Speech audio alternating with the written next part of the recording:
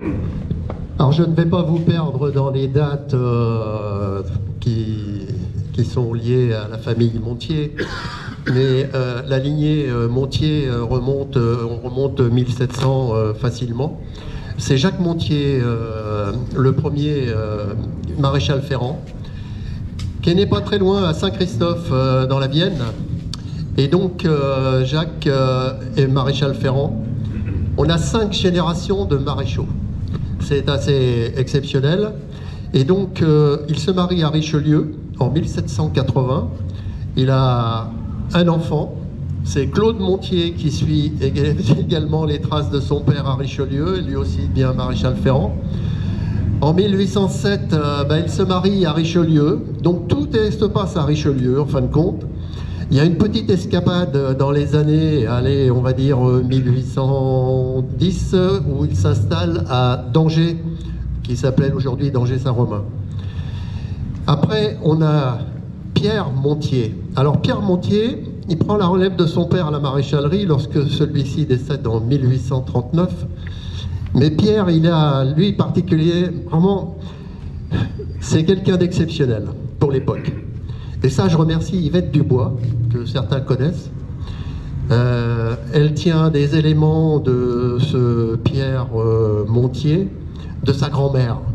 Et donc ça, ce sont des choses exceptionnelles aujourd'hui, parce que quand on a un partage comme ça, c'est quelque chose d'exceptionnel.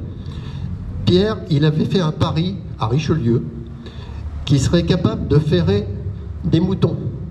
Il a ferré un mouton avec 8 fers. Et donc après, les Richelais l'ont baptisé Pierre Rouaille. Et donc ça, c'était jusqu'à sa fin de vie. Et ça, c'est quand même quelque chose d'exceptionnel, parce que ferrer des moutons, bon, c'est quand même pas forcément évident. Mais il y est arrivé. Et puis, alors après, commence un petit peu le travail de la maréchalerie, un peu plus précisément, de jour et de nuit. Et là, on a affaire avec Élie Montier en 1871, quand il part pour l'armée des Vosges de Garibaldi, il part en Italie. Et là, il fait la connaissance, comme le disait Ferdinand Montier, le dernier qui a habité Richelieu, qui lui est décédé en 1996. Mais il s'est marié avec une très belle napolitaine. Malheureusement, je n'ai pas pu trouver de photos. Mais bon, je ne désespère pas. Le mariage a lieu à Naples, et donc naissent 5 enfants. Albert, Marie, Charles, Eugène et Élise. Les 4 premiers naissent en Italie, et Élise, elle, est née à Montreuil-sur-Bois. En 1890, Élie reprend avec son frère Charles la maréchalerie familiale suite au décès de leur père, Pierre, dit Ferrouaille. C'est à partir de là que la maréchalerie connaît un changement important. Alors les journées à Richelieu de la maréchalerie, que Pierre vous a dit qu'il a mis du mal à retrouver le lieu, mais la journée s'est tournée vers les cultivateurs, et la nuit, c'est pour le fameux travail de la première voiturette à vapeur qui s'appelle la Montier. Et là, le fils d'Élie, Charles Montier, parce que dans la généalogie des Montier, c'est très compliqué, il ne faut pas perdre le fil. Tout le monde s'appelle pareil. Premier prénom, deuxième prénom, troisième prénom, et là, on l'a dans le désordre, mais les prénoms sont toujours là. Alors ça, pour ne pas vous embrouiller, je n'ai employé que le premier prénom. Et donc à partir de là, il y a un événement important, le 14 juillet 1895, pour la fête nationale, alors qu'on célèbre depuis la loi du 6 juillet 1880, donc vous voyez, c'est quelque chose. La famille Montier essaie pour la première fois son bolide dans les rues de Richelieu. Et une réussite, pas de problème, mais les Richelais les prennent pour des fous. 25 km/h dans la grande rue. Imaginez, monsieur le maire, aujourd'hui, à 30 km/h, on râle tous, mais là, 25 km/h, c'était de la folie. Et donc, là commence la déperdition de la famille Montier sur Richelieu. Parce qu'ils sont, comme ils sont pris pour des fous, Ils sont obligés en 1896 de quitter Richelieu et s'installent en région parisienne. Charles devient mécanicien et pilote, il décide de s'associer à ses deux beaux-frères, Émile Gillet, l'époux de sa sœur Marie, qui est comptable, Albert Oriou, le mari de sa sœur Élise, qui est aussi mécanicien et pilote. Donc on reste dans la famille.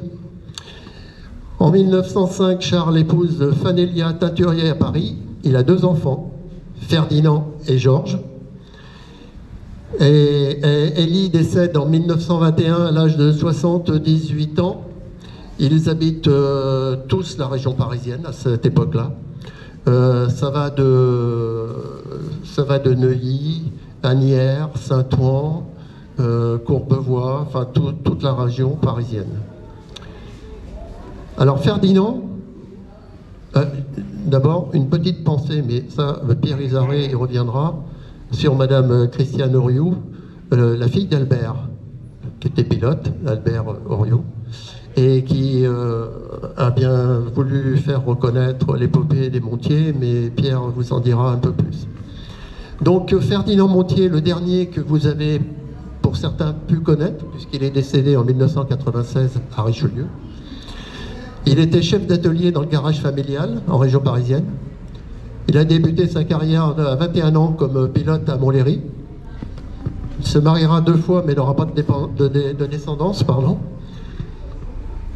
Son frère Georges a été ingénieur des arts et métiers en région parisienne.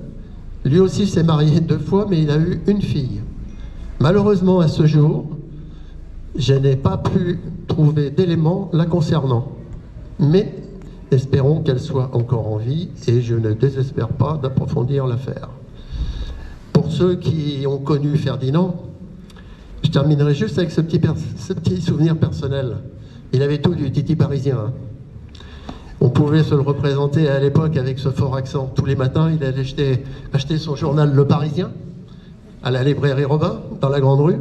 Et tous les jours, avec son copain, Monsieur Dubois, ancien architecte qui habitait pas très loin de dans la rue du Chantier. Ils allaient boire leur petite suze au PMU là, juste à côté de chez Madame Lacor.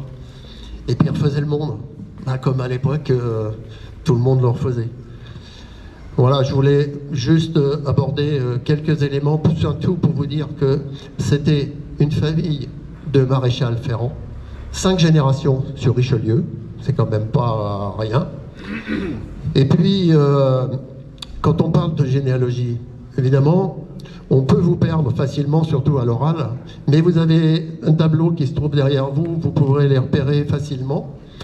Et puis quand on parle de généalogie, on parle de l'année de naissance, on parle de l'année de décès, mais entre les deux, il y a un petit tiret qui veut dire toute la vie.